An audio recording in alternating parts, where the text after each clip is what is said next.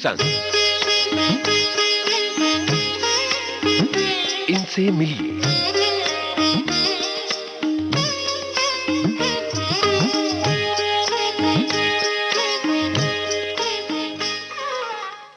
इनसे मिलिए। आज इस कार्यक्रम में हम आपकी मुलाकात करवा रहे हैं अभिनेता सुशील पाराशर से। इनसे बातचीत कर रहे हैं यूनुस खान। दोस्तों, इनसे मिलिए कार्यक्रम में आज हमारे साथ हैं जाने माने कलाकार सुशील पाराशर। सुशील जी, कैसा लग रहा है हमारे स्टूडियो में आके? जी बहुत अच्छा लग रहा है, बिल्कुल अपने घर जैसा लग रहा है जी। ऐसा लग रहा है घर में बैठा हूँ। बहुत अच्छा लग रहा है जी। ये कला की दुनिया में जो आपके कदम है ये कैसे पड़े थे और आपका बचपन किस शहर में बीता है, जरा बताइए। जी, बचपन तो मेरा चंडीगढ़ में बीता है और मैंने अपनी एजुकेशन पूरी की। मैंने एमएससी ऑनर्स किया है जियोलॉजी में। उसी दौरान, पढ़ाई के दौरान ही थिएटर में करता था, रंगमंच में करता था। फिर उसके बाद भी इससे मेरा नाता तो जुड़ा ही रहा, लेकिन फिर मैं साइंटिस्ट बन गया था। एमएससी ऑनर्स की थी, फिर ओएनजीसी में चला गया और ओएनजीसी में जाके फिर वहां ज्यादा देर नहीं टिक सका क्योंकि एक ऑफिस में कर्मचारी वाला माहौल जी मुझे सूट नहीं किया। नौकरी की दुनिया में आ गए, तभी आपका जो कला से नाता था वो किस तरह से आपने सामंजस्य बिठाया उसमें? जब मैं नौकरी करता था तो ओएनजीसी में उन लोगों को पता चल गया था कि ये बेसिकली एक मरासी टाइप का आदमी है, ये रंगमंच से जुड़ा हुआ है, ये कभी ना कभी हमें धोखा दे सकता है। लेकिन ऐसी बात नहीं थी वहां, क्योंकि मैं सीनियर क्लास 1 ऑफिसर मैंने ज्वाइन किया था। किस शहर में? मैंने बड़ौदा में ज्वाइन किया था। 2 साल मैं बड़ौदा में रहा, उसके बाद मेरा ट्रांसफर हो गया, फिर मैं मुंबई में आ गया। तो यहाँ पर फिर इनका ये था कि 2-2 साल बाद ट्रांसफर करना, 2-2 साल बाद। और एक मेरे जहन में हमेशा ये चीज चलती थी कि अगर आप साइंटिस्ट हैं तो वो जो पूरा एक साइंटिफिक एनवायरनमेंट होता है, मुझे ऐसे हमेशा लगता था कि वो नहीं है। मैं ऑर्गेनाइजेशन को क्रिटिसाइज नहीं करता, शायद मैं अपने आप को ही क्रिटिसाइज करूं, लेकिन एक जो साइंटिस्ट होता है वो भी एक आर्टिस्ट होता है। बिल्कुल। एक खुलापन होता है, वो 9 से 5 या 10 से 6 के बीच में जुड़ा नहीं रह सकता। बहुत सही बात। और फिर अपने को वो भी ज्यादा जी हुजूरी भी नहीं करनी आती थी। ये भी एक है। तो आपने एक्टिंग की कोई बाकायदा ट्रेनिंग ली थी या आप शौकिया शुरू हो गए थे? जी, एक्टिंग में मतलब मैं हुआ तो शौकिया शुरू था। शुरुआत मेरी शौकिया ऐसे था मैं, लेकिन फिर बाद में मैं काफी इसका सीरियस स्टूडेंट बन गया था। मेरी थिएटर में जो गुरु थी वो इब्राहिम अलकाजी की बेटी अमाल अलाना थी। फिर उनके बेटे फैजल अलकाजी के साथ भी मैं जुड़ा रहा। मैं स्ट्रीट थिएटर से बड़ा जुड़ा रहा, जहां विनोद दुआ, अनुराधा कपूर जैसे दिग्गज लोग, उनके साथ मैं स्ट्रीट थिएटर दिल्ली में करता था। और उसके बाद फिर मैं जब बड़ौदा में था तो मुझे ऐसा लगा यार ये तो अब नौकरी में आ गया, अब मैं कैसे करूंगा। तो मैंने 2 साल का डिप्लोमा इन ड्रामेटिक्स किया, जो कि अभी तक वहीं पड़ा, मैंने लिया नहीं।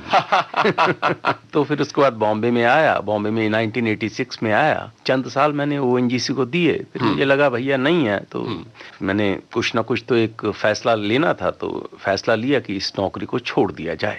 मुंबई के आपके सफर के बारे में भी हम बात करेंगे, लेकिन पहले थिएटर के उस अनुभव के बारे में बताइए जब आप इब्राहिम अलकाजी और इब्राहिम अलकाजी की बेटी अमल अलाना और इन लोगों से जुड़े हुए थे। कैसा माहौल था? दिल्ली एक तरह से कला का शहर हुआ करता था उन दिनों, अभी भी है। चंडीगढ़ में था जी मैं। चंडीगढ़ से फिर बाद में दिल्ली में आया। दिल्ली में फैजल के साथ काम किया, चंडीगढ़ में अमाल के साथ शुरुआत की। तो किस तरह का माहौल वहां चंडीगढ़ में मिला आपको? माहौल ये था कि बड़ी सिंसेरिटी थी, बड़ा पैशन था लोगों में, बड़ा जोश था। उस वक्त सैटेलाइट टीवी वगैरह थे नहीं। जी। और प्रॉपर कुछ भी आपने करना है रंगमंच के ऊपर, एक कैरेक्टराइजेशन थी। एक आर्टिस्ट को अपनी अक्ल के घोड़े दौड़ाने पड़ते थे। बिल्कुल ऐसा नहीं कि डायलॉग बोरा और निकल दिए। और बड़े अच्छे अच्छे स्क्रिप्ट्स होते थे, मोहन राकेश के प्ले होते थे। तो ये माहौल था, बड़े जुड़े हुए थे हम। कौन कौन से नाटक उन दिनों किए थे आपने? उन दिनों में मैंने पहला नाटक किया था 3 पेनी ओपेरा। उसके बाद फिर मैंने और जो स्ट्रीट थिएटर के, मैंने पहली बार चंडीगढ़ में स्ट्रीट थिएटर हमने शुरू किया था। गुरचरण सिंह चन्नी जो एनएसडी के हैं, उन्होंने डायरेक्ट किया था दफा 144, वो किया था। फिर हमने दिल्ली में ओम स्वाहा डॉरी बेस्ड एक स्ट्रीट थिएटर की स्ट्रीट प्ले किया था। फिर मैं मुंबई में आया, एक आतंकवादी के हादसे में मौत, 2.5 अक्षर प्रेम का, इस तरह से कई मीडिया, अपना फैजल के साथ इस तरह के कई प्लेस किए। ही रांझा रानी बलबीर के साथ, केसरो बलवंत गार्गी के साथ, इस तरह से मतलब कई मैंने नाटक किए। जो ओरिजिनल प्लेज हैं उनका भी अकाल है मतलब हम आमतौर पर ट्रांसलेट करके और वेस्ट के प्लेस को अडॉप्ट करने की कोशिश करते रहे हैं हमेशा से। देखिए जी, ये हम कर रहे हैं, ये चल रहा है, ट्रेडिशनल सा है, लेकिन मैं पर्सनली, अगर आप मेरे से, मेरी जो अपनी राय है वो ये है कि आपके अपने दिमाग में हुजूम है आइडियाज का, इंडिया में भी। जो आपको एक आइडिया स्ट्राइक करता है, उसको आपको लगता है आप इसको लंबा लेके जा सकते हो। मैं ये नहीं कर रहा कि 1 पर से 100 कौवे बनाने वाली बात, मैं वो बात नहीं कर रहा, या 1 से 3 बनाना, मैं वो नहीं कर रहा। अपने जो आइडियाज हैं, कन्विक्शन होनी चाहिए, करो उनको। क्यों डरते हो, घबराते काहे को, क्यों चोरी करनी, क्यों ये करना, करो। सही बात है। करो, क्या फेल ही हो जाओगे, फ्लॉप हो जाओगे, हाउ डज इट मैटर, कोई फर्क नहीं पड़ता, करो तो सी। और स्ट्रीट थिएटर तो बिल्कुल बहुत कम हो गया है मुद्दों पर आधारित। कभी कहीं किसी नौजवान ने सोचा कि चलो आतंकवाद पर करते हैं या नशे पर करते हैं, उस तरह से थोड़ा स्ट्रीट थिएटर हो रहा है अभी भी हमारे शहरों में। देखिए जी, अभी जो प्रेजेंटली स्ट्रीट थिएटर हो रहा है उसके बारे में तो मुझे ज्यादा नॉलेज नहीं है। हम अगर स्ट्रीट थिएटर करते थे तो हम उसी शिद्दत से करते थे, सही, जैसे हम स्टेज करते थे, प्रोसीनियम करते थे। तो मुद्दे होते थे उस वक्त, दहेज का बहुत बड़ा मुद्दा बहुत था, बड़ा, है ना, तो इमरजेंसी लगी हुई थी तो दफा 144 किया, थिंग्स लाइक दैट। और लोग लिख रहे थे उस वक्त, स्ट्रीट थिएटर लोग लिख रहे, बाकायदा तैयार किए जा रहे थे, लोग लिख रहे थे और साथ में आपस में डिस्कस करते थे, आइडियाज, सजेशंस का एक्सचेंज होता था, तो बड़ा अच्छा लगता था। ऐसा नहीं है कि कोई चीज ऑलरेडी है और आपकी प्लेट में दे दी गई और आपने उसको रट्टा मारा और कर दिया और उसमें से एक परफॉर्मेंस निकाली, नहीं, वैसा नहीं था। आइडियाज, यार तुम क्या सोचते हो, यार मैं ये सोचता हूँ, अच्छा इसमें ऐसा नहीं हो सकता, ये भी तो हो रहा है। तो उसमें क्या है कि आप अपना जो दिमाग था वो उसकी पूरी खिड़कियां खोल के रखते थे आप। बहुत सही। ये तो नाटकों की बात हो गई। आइए अब आपके बंबई के सफर की तरफ वापस चलते हैं जी। ओएनजीसी की नौकरी को आपने टाटा बाय बाय कहा, एक ऐसा वक्त आ गया। हाँ। उससे पहले और उसके बाद के दिनों तक आप क्या कर रहे थे मुंबई में कला की दुनिया में?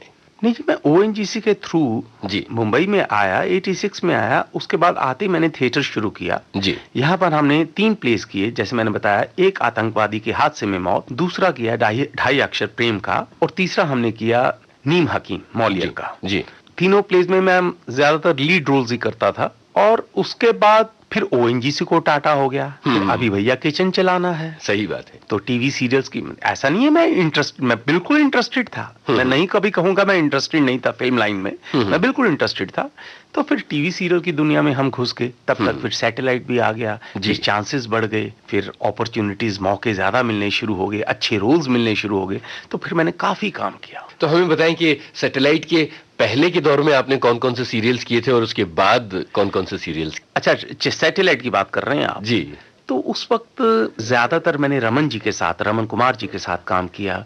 जैसे कुछ मेरे पॉपुलर सीरियल्स थे, उम्मीद, पेइंग गेस्ट, उसके बाद मैंने ये है जिंदगी, इस तरह के कई सीरियल्स थे। फिर DD1 का एक सीरियल बड़ा पॉपुलर हुआ था, फर्ज, जी जी, वो मैंने किया और फिर चलता रहा। फिर थोड़ी फिल्म्स भी की, सीरियल्स भी किए, फिर आज तक चल रहा है। अभी जो बीच में बड़ा पॉपुलर हुआ सीरियल वो हुआ अस्तित्व, एक प्रेम कहानी, बहुत ही मकबूल सीरियल रहा। एक चाबी है पड़ोस में, तो ये है सिद्धार्थ सेन गुप्ता इसके डायरेक्टर हैं। एक चाबी है पड़ोस में, और वो रहने वाली महलों की, वो चल रहा है। और DD1 पे 2 साल से चल रहा है रास की एक बात। ये 3 सीरियल चल रहे हैं और अभी मैंने कैन घोष की एक फिल्म भी की है। आपको क्या लगता है कि सैटेलाइट आने के बाद क्या एक कलाकार के लिए बहुत अच्छे मौके बन गए हैं, या फिर आपको लगता है कि एक घेरा बन गया है जिस दायरे के बाहर काम नहीं हो रहा है? जी, मैं तो यही कहूँगा घेरा बन गया है। क्योंकि ऐसा है कि पहले जब हम एक्टिंग करते थे तो कैरेक्टराइजेशन के लिए, जैसे मैंने आपको कहा कि अक्ल के घोड़े दौड़ाने पड़ते थे, भी नहीं यार ऐसे नहीं तो ऐसे। और आजकल ये हो रहा है कि जो आर्टिस्ट है वो डायलॉग बोल के जा रहा है, वो जिम से आता है, पहले बॉम्बे में आता है, फिर जिम में जाता है, फिर वो डायलॉग बोलता है, फिर चला जाता है, फिर वो एक ही सीरियल का स्टार बन जाता है, वो फिर अपनी प्राइस बहुत ज्यादा बढ़ा लेता है।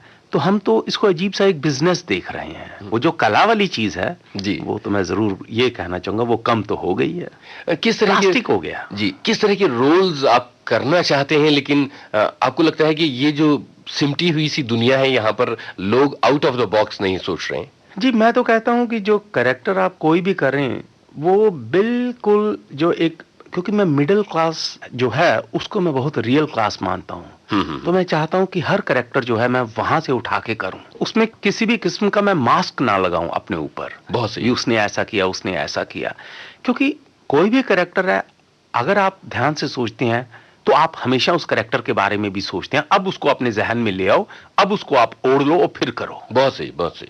तो मेरा थोड़ा तरीका, स्टाइल अलग है।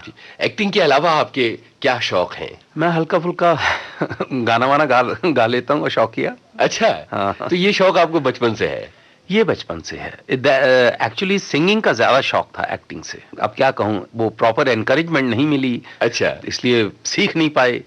तो देसी तरीके से जो गाना था वो गाते थे। तो चलिए देसी तरीके से ही गाइए, लेकिन हमारे लिए कुछ जरूर गुनगुनाइए। अब अपने फेवरेट कुछ गाने बताइए। मैं ऐसे अभी फेवरेट तो अगर आप हिंदी फिल्म सॉन्ग्स की बात करोगे तो मैं तो पुराने जो है हमारे हिंदी सॉन्ग्स, मैं उनको मुझे अच्छे लगते हैं। अदरवाइज मेरी जो पर्सनल चॉइस की आप बात करोगे, ये जनरल है। आपकी पर्सनल चॉइस है मेरा पंजाबी फोक, और उसमें थोड़ा मुझे सुफियाना जो है क्या ज्यादा अच्छा लगता है। तो मैं एक अपनी मेरी धुन है जी, लिरिक्स जो है वो बुल्ले शाह के हैं। वाह। गाने का मैं हल्का सा आपको बताऊंगा कि वो बुल्ले शाह इसमें ये कहता है कि भाई इंसान जाग यार, बहुत काम करना है, तो फाइनली सबका वही होने वाला, तू जाग, सो मत, खराटे मत भर। तो ये फादर की जब डेथ हुई थी उसके बाद ये मैंने धुन मेरे दिमाग में आई। मैं शायद पहली बार किसी को सुनाने जा रहा हूँ। अरे क्या बात। थोड़ी आपको पंजाबी में थोड़ा मुश्किल होगा कहीं, तो वो नहीं, हम समझ जाएंगे और हमारे सुनने वाले भी समझ जाएंगे। मैं उठ जा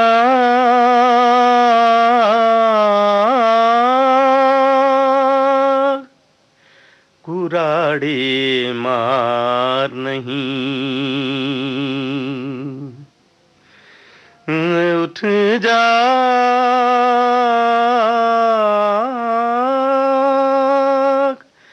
कुराड़े मार नहीं, हे सुन तेरे दरकार नहीं, हो एक रोज जहानों जाना है, जा कब्रे विच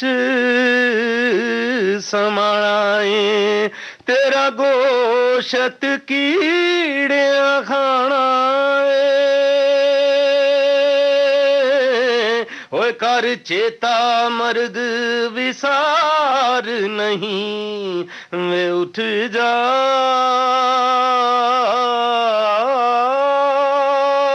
कुराड़े मार नहीं, है सुन तेरे दरकार नहीं, हो एक रोज जहानों जाना है, जा कब्रे विच समाना है, हो तेरा गोशत कीड़े खाना है,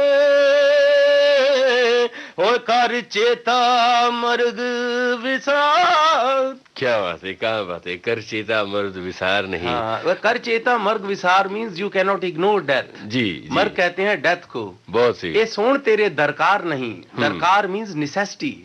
तुझे सोने की जरूरत नहीं है भैया, जाग जाग, बहुत काम करना है। जी, डेथ इज इनएविटेबल। बहुत सही है सुशील जी, बहुत अच्छा लगा, बहुत शुभकामनाएं हैं, आप बहुत अच्छा काम करें और विविध भारती के स्टूडियो में फिर आपको बुलाएंगे और तब हम आपसे सिर्फ और सिर्फ गाने गवाएंगे। ठीक है, थैंक यू वेरी मच। बहुत शुक्रिया, बहुत मजा आया आपसे बात करके। Thank you sir. इनसे मिलिए प्रोग्राम में आज हमने आपकी मुलाकात करवाई अभिनेता सुशील पाराशर से। सुशील पाराशर से बातचीत कर रहे थे यूनुस खां। इसी के साथ आज का इनसे मिलिए कार्यक्रम समाप्त होता है। इनसे मिलिए।